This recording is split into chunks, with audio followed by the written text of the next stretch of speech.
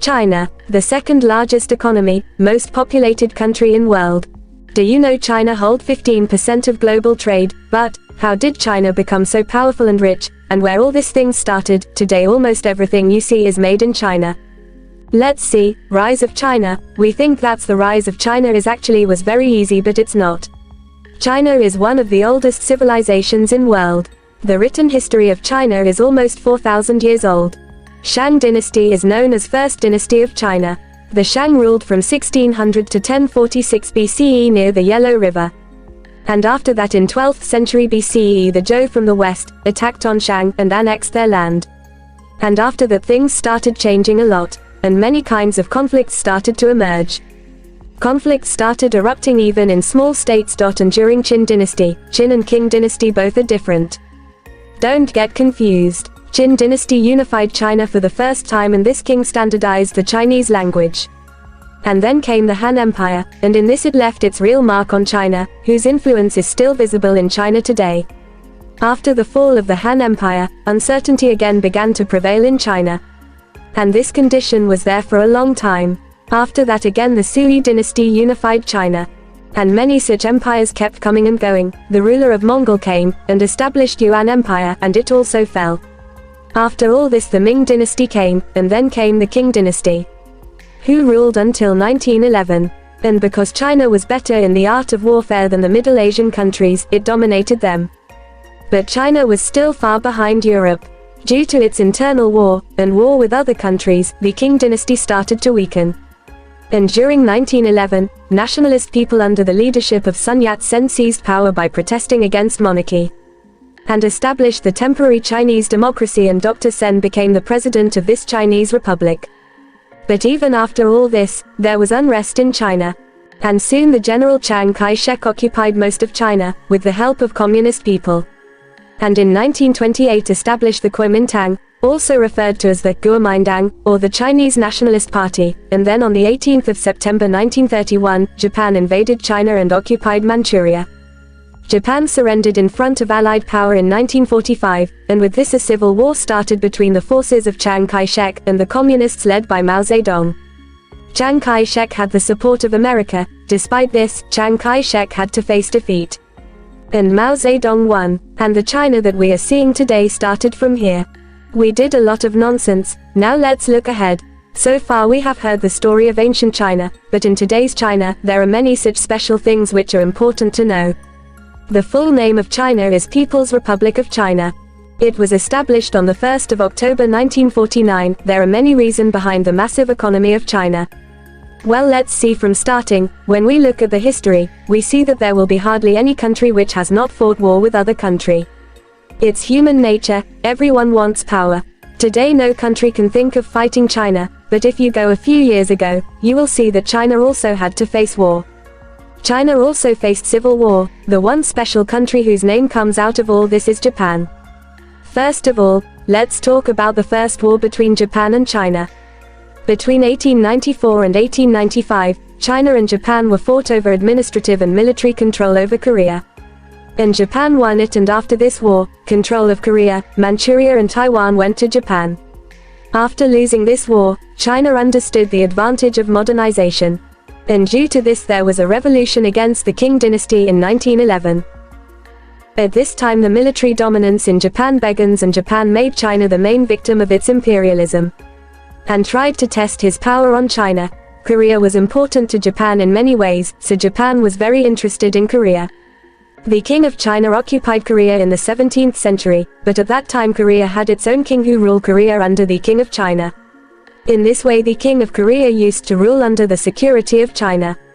Japan had interest in Korea from the beginning, and during this time there was also the rise of militarism in Japan. And after this, Japan decided to adopt a fierce attitude in the matter of Korea, because Japan was also afraid that if any country in the West would take Korea on its side. This led to another war between China and Japan. This war took place between 1937 to 1945.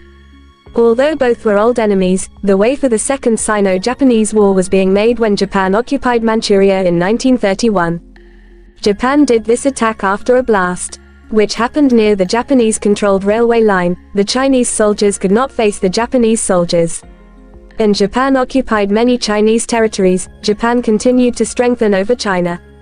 When China was attacked in 1937, China sought help from the League of Nations, which was the UN at that time, but no country helped China due to the threat of Japan. And the result of this move of the League of Nations was that the world was divided into two factions. On one side were Japan, Germany and Italy, and on the other side were France, Czechoslovakia, Yugoslavia and etc. And later Russia and England also joined it. In this way, Japan got full freedom to attack China. And when World War II started in 1939, Japan was afraid that America will also join this war. So Japan signed a treaty with Germany and Italy, and Japan continued to strengthen its control over China. But everything changed when Japan attacked America in 1941. Japan surrendered after America dropped the nuclear bomb, and with the end of World War II, the war between China and Japan was also over. Japan was completely destroyed, so it returned Manchuria and all the areas to China. But the difficulty of China was not over yet. The civil war that was growing inside China was still a big problem for China. From 1945 to 1949, the war between the Chinese Communist Party, Mao Zedong and the Kuomintang continued. This is also known as the Civil War of China. Under Mao's leadership, the Communist Party dominated China. And Chiang Kai-shek's army had to face defeat. They became so weak that even the commander refused to fight. And after facing defeat, Chiang Kai-shek took refuge in Taiwan and saved his life. Mao Zedong not only left Chiang Kai-shek alive, but also allowed him to run his government in Taiwan.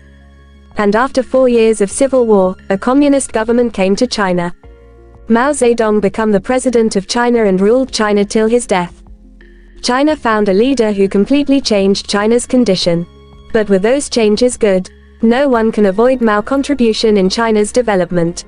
Mao was not from any rich family. During 1911 revolution he was in local regiment. Mao established People's Republic of China, and ruled till his death in 1976. He ruled China. Mao gave birth to the theory by combining Marxist and Leninist ideologies with military strategy, also called Maoist. Mao had done many things for the betterment of China with his policy. The Communist Revolution of Russia had a direct impact on the Communist Revolution of China. Establishment of Communist Party in China was after the establishment of Communist Party in Russia. After the victory of the Communist Party in 1949, a state-controlled economy was established under Mao's leadership. The state had taken control of all the factories of private company or foreign company. All the land owned by the landlord in China was distributed among the poor and small farmers. Mao adopted communism on the lines of Soviet Russia and thought of ruling China accordingly. Mao insisted on building up industry and technology in China itself, and thus firmly maintained its centralized economy. But China suffered a lot of trouble due to its increasing population and less money. But Soviet Russia helped a lot for the growth of China's economy during 1950s. But Mao had many other such wrong policies, due to which millions of people in China had to lose their lives. But the government kept such reports hidden and paid no attention to them. Mao never had relations with the West in his life. Mao tried to strengthen China's economy with help of agriculture, and because of this Mao built many dams so that everyone could get water for agriculture. Although Mao did a lot for the development of China, but Mao's dictatorship was also like Hitler. He didn't even think once before taking anyone's life. He killed almost 15 to 55 million people. Mao is also responsible for the Great Famine of China. The Great Famine of China is one of the most fatal man-made disaster. Mao also started Cultural Revolution which killed thousands and millions of people. This revolution ruined the entire young generation of China. But Mao didn't care about it. But this revolution gave a new leader to China who changed everything and strengthened China's economy. After Mao's death in 1976, Deng Xiaoping took over the reins of China. His thinking was completely different from Mao's. Deng Xiaoping started economic reforms in China as soon as he came to power. Before these reforms, China's economy was based on state-dominated and central planning. After Mao's death, the Communist Party made China's stable economy to market-oriented economy. Deng Xiaoping was behind all the economic reforms that took place in China. He is known as architect of modern China. He ruled China from 1978 to 1992. He also played a major role in Civil War of China. Due to his contribution, today China has become the second largest economy. Deng Xiaoping completely rectified the chaos that had existed in China during Mao's reign. Deng Xiaoping followed an open-door policy. According to this, now any other country can do trade with China and other countries, due to which China's economy got a big boost. This was the first time in the history of China that the doors were opened for business. And on the 1st of January 1979, China established its relations with the USA. Well, nothing to do with video, but after China established relation with USA, China tried to invade small land portion of USSR. Come back to the topic, and Deng became the first Chinese leader to visit USA. But he didn't stop here, he made special economic zones in 4 cities to attract foreign investment. And after this, China opened its 14 coastal cities for foreign investment. He also decentralized agriculture, and focused on privatization. He not only did economic reforms but also political reforms. He supported One China policy because of population problem in China, and also focused on compulsory education for 9 years.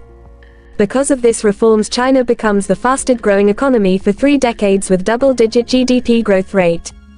After the economic reforms in China, till 1980 to 1990, China became a major player in the global economy.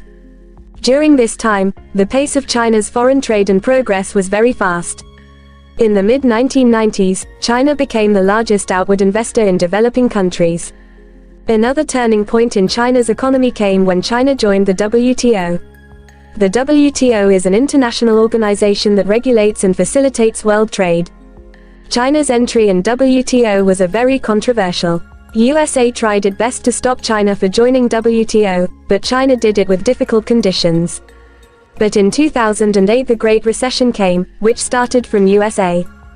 The export and growth rate began to fall, the recession got boost of bankruptcy of Lehman Brothers. The sign of recession started when many American banks started giving billions of dollars home loans blindly to people.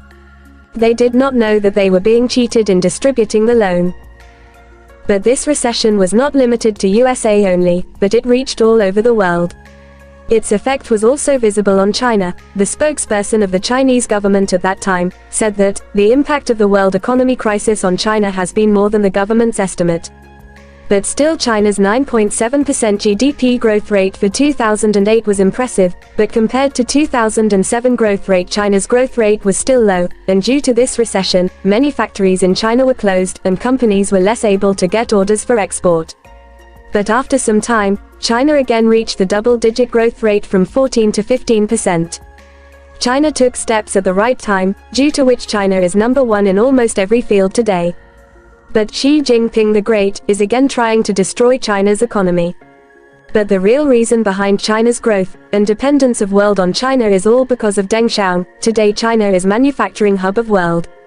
China learns from others' mistake. China learned from USSR's mistake, and today no country can ignore China. According to lobbying institutions report, before 2000, USA was the key player of global trade. 80% countries had trade relation with USA. But in 2018 only 30% countries have trade relation with USA, and if we talk about China, from 128 out of 190 countries are trading partner of China. The world is totally dependent on China, that's why almost everyone has something made in China in their house. We can learn many things from China, but if you are bored you can go now. The video is done. Thanks for watching.